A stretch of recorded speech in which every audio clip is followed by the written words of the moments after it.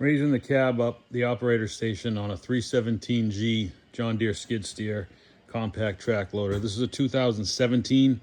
The G model that I found online, it was a 333, and the nut and washer that you had to take off was on the outside.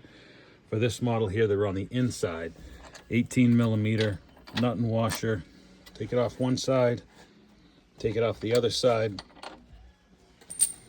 Obviously raise the boom up, put the boom lock on.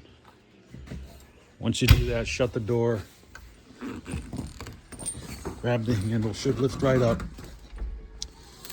And obviously before you go to work on anything, take the red safety latch, flip it forward and go to work.